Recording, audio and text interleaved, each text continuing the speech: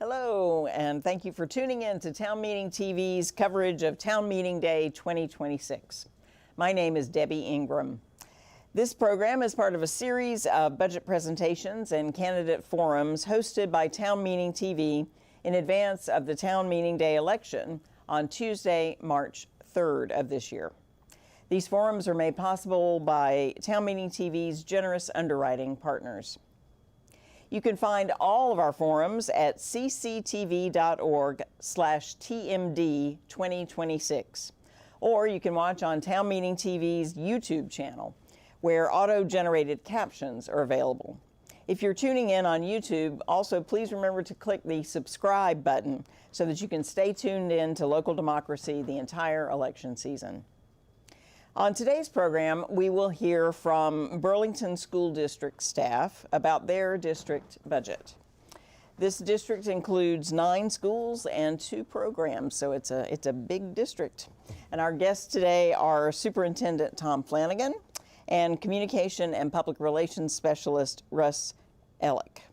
Thank you both for joining me. Pleasure to be here. Yeah, thank you very much for having us. Great. So, folks, if you are tuning in live, we also welcome your questions at 802-862-3966. If you call in, we will do our best to prioritize your question, although we will screen calls to ensure that questions are not repeated. We ask that you share your name and the town you live in. So let's get started with the presentation. We'll start with Tom, I believe. Yeah, absolutely. Thank you, Debbie. It's great to be here. We appreciate the opportunity to talk to you and to the citizens of Burlington and beyond about the budget that we're developing and with our school board, and asking the voters to weigh in on Town Meeting Day. So this is a budget development update that is the same one that we gave to the school board on January 20th and includes the most recent information, including the ballot language that will be on the ballot. So we've spent quite a bit of time developing our budget. This process really starts back in October, and some of the assumptions that we knew coming into the budget development process was that wages will increase around 5%. Wages are a big driver of our overall budget, as are benefits, which is about 8%. Increase in health insurance premiums. So those are kind of big initial, drivers that we know coming in. In addition to that, we have a 6.6% increase in debt service, or impact from debt service, which is the last major impact of the borrowing for Burlington High School and Burlington Technical Center. And that is a significant part of the pie of overall increase in the budget for this upcoming school year, and has been for a number of school years. We also have some federal funding challenges. So federal funding changes every year based on priorities at the federal level, but also based on our student makeup. And so there's always some level of change in our federal funding. We did this year have some rent, we are projecting some rent savings. So in moving out of Burlington High School and at Macy's at downtown, and moving into the new high school on Institute Road in the beginning of the school year, in addition to the Burlington Technical Center, we're renting a lot of spaces now for those 2 schools, and so we will not need to do that next year. So we build in some of that savings into our budget next year. We're able to utilize some of that savings. And then we also carry an additional surplus of around $2 million, which we've carried about this amount every year for the past 6 or 7 years, with the goal of ensuring that we are not overspending the budget that's approved, and making sure that we're taking care to live within our means. This does, when we do that, kind of create a certain percentage. It's about 1 to 2% of the overall budget that ends up landing in surplus, and then we are able to utilize that in different ways. We get audited each year, and that's one of the recommendations that our auditors have every year, is if when you have a budget of $140 million or in that ballpark, you don't want to spend it all. You want to be able to be nimble in case an emergency happens. So this is something that we purposefully plan for. We try to be really conservative with our budgeting and how we spend money, but it's a sign of a really healthy budget if you can end the year with about a 1% surplus. Great. So we know those assumptions coming in. The other big driver for us in when we sort of go to the table and start building the budget is enrollment. So we know that our funding is reliant on the number of students we have, and that we need to be responsive to the number of students that we have in our district. And we've seen a decline in enrollment over the past 10 years in Burlington that has been sort of a steady decline. And in this past school year, we are seeing a 3.2% decline in enrollment from last year. And we've done some research into understand better why this is happening, and we're learning that there's really a declining school-age population in Burlington, and housing appears to be the most significant obstacle there.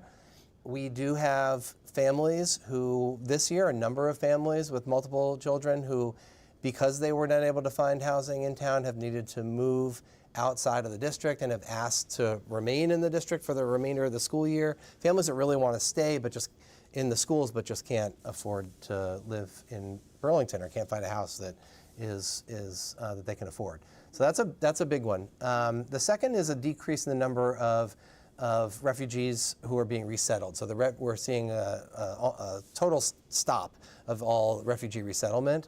That's what we're experiencing in Burlington schools, and so that's impacting our budget and our enrollment next year. It does not appear that private school enrollment or school choice are having a meaningful impact. We see sort of equal numbers of students opting out of the public school for private schools or for school choice as that are opting in. Students can come to us through school choice from other districts, and we do see every year a certain number of students who choose to do that. So knowing all of this information, this is the stuff that we sort of gather throughout October and December, and we present all this stuff to the board to really get some thoughts around what are the board's priorities going into the year, what's their appetite for a budget, what do they think taxpayers can afford or will approve.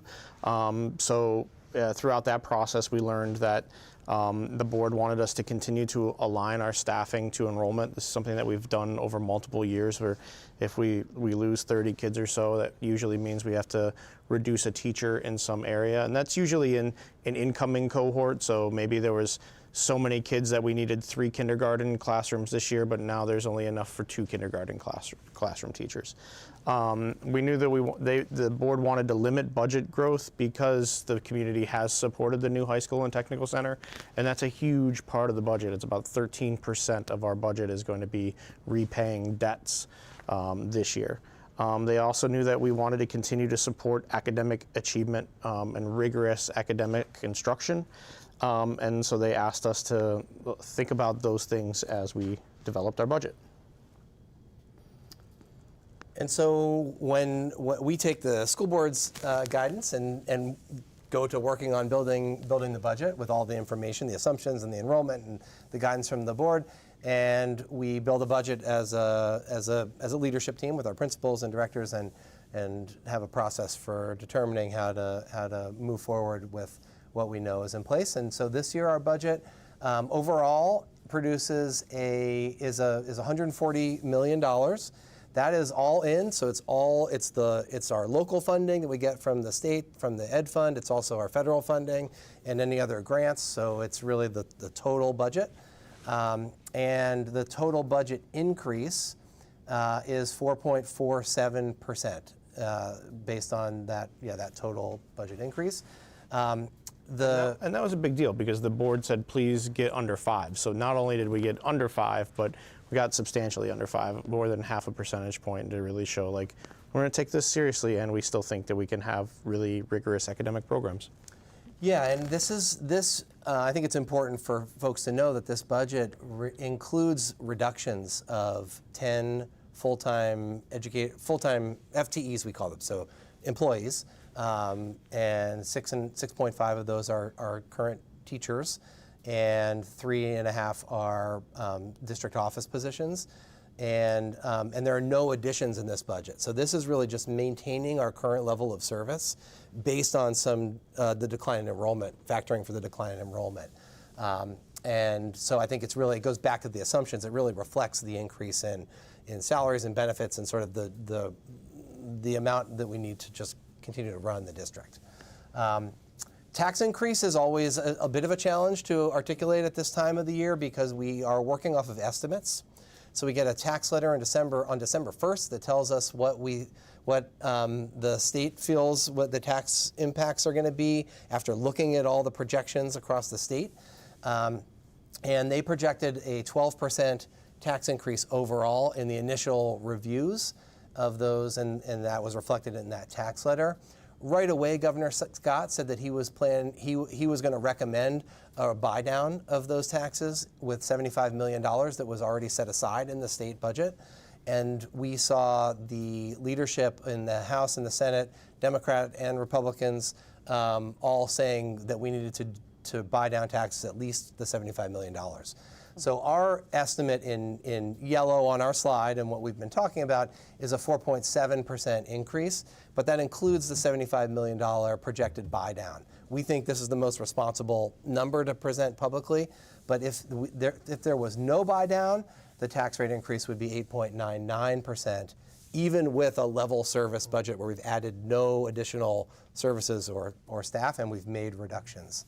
And even since then, the governor and others have talked about maybe more, right? So we were thinking at least, and the last number that I heard floated 2 weeks ago was 100 million, but there's a lot more stipulations if they were to go that high with that number. So it's really going to see how does it shake out in the Vermont legislature over the next couple of weeks and months. But we feel pretty confident that at least 75 million of those tax dollars are going to help offset the costs this year. So this is just to show that we've been trying to be really responsible with our budgeting. So right here in green highlighted, what you're seeing is our property tax impacts over the last 3 years. So fiscal year 25, where it was a 10% property tax impact, that was the first major year of borrowing for the BHS BTC project that really drove up costs. And we told taxpayers that if you support this, your taxes are going to go up eventually, and that was the first year that we saw that bump. Then last year we worked incredibly hard to make sure that we were being responsible, and we were actually able to present a tax decrease of 4.5%. So you can see that between last year's budget and this one that we're proposing here, almost no tax increase over 2 years. So that's really just to show how hard we are working to make a budget that works for taxpayers. These are some of the reductions that Superintendent Flanagan was talking about. He talked about there are 10 sort of different FTE positions as a way to try to keep our costs lower. In addition to that, there are rent savings that we mentioned at the beginning from moving out of Macy's. We're also restructuring some of our positions, and we're tightening belts in terms of like district office budgets. You know, everybody's got to give up something this year so that we can try to keep those costs low.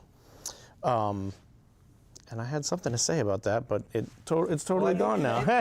I mean, it highlights the challenge of the current system for education funding in the state, which is that even when we are, and the challenge of managing in a declining enrollment scenario, right? You've got those two things where the ed fund isn't healthy, and there's declining enrollment in our school district and in many school districts across the state. And so what you find is that we are really all across the board needing to tighten belts and not add, and continue to provide rigorous academic offerings, and also like a robust academic offering beyond academics, athletics and music and extracurriculars and clubs and all the things that make school, you know, what we want it to be for our students.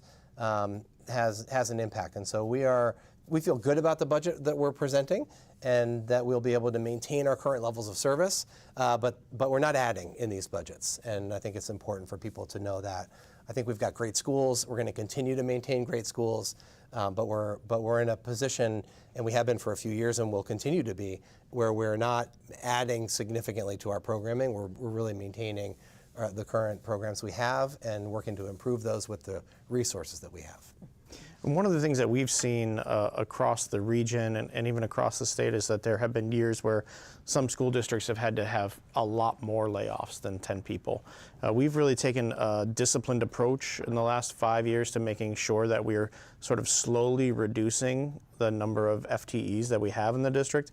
And the nice thing about this approach is, one, it avoids that sort of mass panic and really damage to your culture, right? We still need to, it is about kids, but we still want to have a place where people want to work and feel supported and feel cared for. So by reducing those layoffs over years, we've actually been able to retain a lot of our teachers because people retire every year. We've got about 1,100 staff throughout the district. So when you talk about 10 positions, there's a good chance that you're going to have at least 10 retirees or 10 people who have to move for some reason, right? So every year we're able to usually offer those teachers a different position. Now, it might not be exactly what they want, and some may not choose to take it, but we work really hard to make sure that even if that position gets reduced, we're trying to take care of that person the best that we can. Yep. And that includes work with our teachers union and just working carefully with them through the seniority process. But as Russ said, we've been really intentional. We have an equitable budgeting process that really drives resources to students who need them the most, and also allocates staff based on enrollment. And so if we're disciplined about being able to do that, both as a district to propose these reductions and also as a board to carry through on them, then we're able to make minimal reductions year over year, and then people keep their positions. And I can only think of one person in the past 3 or 4 years who hasn't stayed with us through one of these like series of reductions we've needed to make. So they're hard, but we're also trying to be as intentional as we can about taking care of our people. In this budget, as always, even when you're in a declining enrollment scenario and needing to reduce costs, we're using the current budget proposal and reworking some things in the budget to make sure that we are prioritizing instruction. We have prioritized many things, and not that we're not working on teaching and learning, but we've put a lot of additional resources toward creating restorative practices and anti-racist teaching practices, and we're seeing impacts of that work in our student outcomes. We, for the first time this year, eliminated racial disparities in suspensions. And I think that's a result of the resources we put toward restorative practices and anti-racist teaching practices to make sure that our adults understand where bias plays in and how to best work with students. And so that work around school culture and climate, while it's still always big work to do and we need to continue to attend to it, the data that we're seeing in the suspensions, but also in the way students, families, and educators are reporting their experiences in our schools are saying that people are feeling really good about their experience overall. And our academic achievement is great in some areas, and in other areas we need to shore up. And particularly around early literacy, we really need to make sure that we are prioritizing reading and using the science of reading in kindergarten through 2nd grade. And so we've put a lot of energy into that. I'm going to be working to shift the academic coaching model to include increased time spent with direct support for students, probably through intervention for students who are not able to read at grade level at this point in K2, K3. We're also revising our evaluation framework. We have an evaluation framework for educators. We're working to align that to a new learning framework we have. Like I said, prioritizing early literacy through universal screeners, which are assessments that tell us how students are doing when we sort of assess all students, and then training our educators in shoring up some of the training in how to respond to that, and then expanding support for elementary mathematics, and expanding our special education programming within the district. So these are all priorities within our budget. And how does BSD compare to some of the other school districts in terms of the testing that is done? Yeah, it's hard. We haven't seen the data from last spring across the state because it hasn't been released statewide yet. We've only seen our own data. So we have to look sort of 2 years back. And when you look at our scores compared to the rest of the state, we are sort of right at the average of where the state average is. It'll depend grade by grade because in some places we're higher than the average and some we're lower, but overall we're close to we're like right about or slightly above the state average.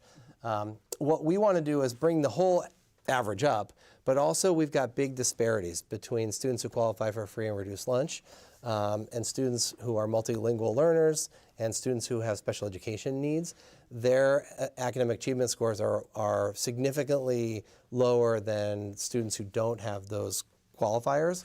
And so that's called the opportunity gap or the achievement gap. And so we have a lot of work to do to address the opportunity gap, and that's what I'm asking my team to direct resources toward in this budget. And you probably do have a higher percentage of students that fall into those categories than other school districts, I would imagine. We do. And we have about 60% of our students qualify for free and reduced lunch. So we do have a significant, we have a wonderful district with, that represents all parts of our society and our community, and we're really proud of it.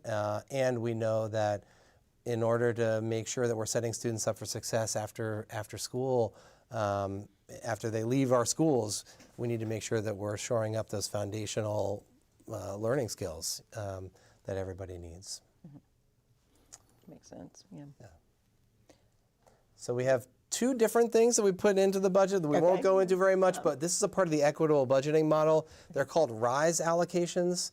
And these are equitable weights that are provided to each school based on the level of student need at each school. And then the schools work with school advisory groups, and those school advisory groups determine how best to utilize these funds. So this is what the RISE allocation looks like across the district. And you can see some of the areas that schools have chosen to use those RISE allocations for. Almost all just sort of direct student-facing around intervention and special education and literacy and guidance and deeper learning and mental health. Yeah. Okay.